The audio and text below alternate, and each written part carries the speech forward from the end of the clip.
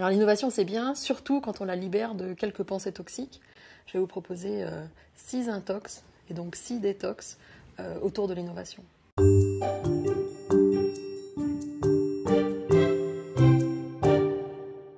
Alors le soyons innovants, c'est une intox qui fait des ravages, en particulier dans les équipes, parce qu'en fait ça va vous braquer. En fait, vous allez vous dire mais pourquoi délibérément avancer vers l'innovation? Ça génère quelque chose d'assez anxiogène et surtout ça oublie que l'innovation c'est d'abord un chemin, c'est un climat où le facteur humain est central.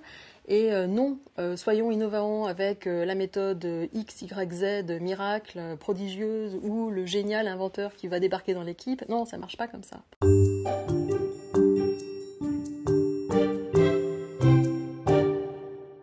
Alors, think out of the box, il est stressant pour beaucoup de personnes qui se sentent, elles, bien dans le cadre. Donc quand vous partez sur une idée de l'innovation où l'innovation elle est forcément disruptive, elle est forcément perchée, elle est forcément hors du contexte connu de l'entreprise, bah, vous avez une grande chance de perdre une grande partie de l'équipe. Parce que peu de personnes se reconnaissent dans ce côté exploratoire, ce côté preneur de risques, éclaireur, à hybrider des bouts de solutions qui sont complètement inédites. Alors qu'il y a des champs d'innovation qui sont dans ce qui existe dans le cadre, dans ce qu'on connaît de l'entreprise et sur lequel les équipes peuvent peut-être en confiance engager un chemin d'innovation beaucoup plus fertile et efficace sur un court et moyen terme.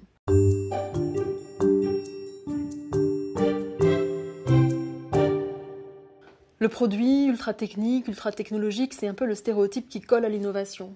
Et quand on a ce stéréotype en tête, on oublie toute l'innovation de service, toute l'innovation qui est liée au nouveau modèle économique, toutes les innovations qui sont liées aux relations, au social, à la façon d'être ensemble, de faire communauté en entreprise. Et donc le produit technologique, c'est un peu l'arbre qui masque la forêt. Il y a des facteurs, il y a des pistes d'innovation qui sont extrêmement fertiles, entre autres dans l'univers du service. Regardez des équipes comme Uber, comme Airbnb, c'est d'abord de l'innovation de service. Il n'y a pas d'innovation ultra technologique derrière. Du point de vue du client, ce sont toujours des lieux pour les vacances ou des véhicules pour se déplacer. Donc la notion du service, elle est aujourd'hui centrale. Et en plus, il y a une énorme attente clientèle aujourd'hui autour de ce type d'innovation.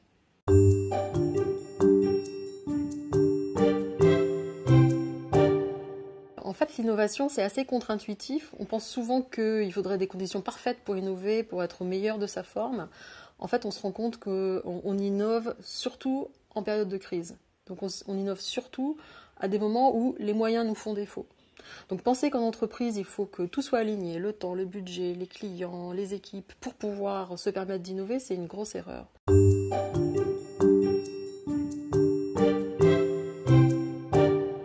Alors l'innovation, ça cohabite pas toujours très bien avec le consensus. Je dirais même que ça cohabite mal avec la notion de consensus. Dans l'innovation, il y a quelque chose de dérangeant, il y a quelque chose de neuf, de jamais vu, il y a quelque chose de l'ordre de l'instabilité, de l'impopulaire. C'est souvent la voix de la minorité qui amène de l'innovation. On parle souvent de signaux faibles en fait autour de l'innovation. Donc pensez qu'il va y avoir un consensus, que la vraie bonne idée, elle va surgir, qu'elle sera populaire, qu'elle sera portée par tout le monde. Ben non, je dirais que l'innovation, elle a un côté rugueux et c'est même l'indicateur en fait qu'on innove.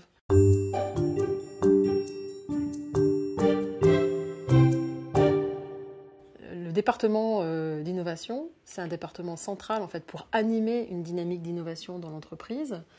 Par contre, si vous pensez que ce sont eux seuls, dans leur coin, dans leur département, qui vont innover pour toute l'entreprise, ça serait une grossière erreur.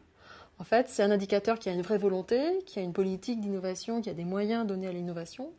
Et ça veut dire qu'en fait, chacun peut se trouver être contributeur de cette dynamique, que ce soit en soutenant les équipes, c'est-à-dire qu'en ayant un accueil positif sur les propositions de solutions ou les propositions d'initiatives qui soient faites, et également de se rendre compte que on a tous en fait une capacité à amener un autre regard sur ce qu'on fait au quotidien.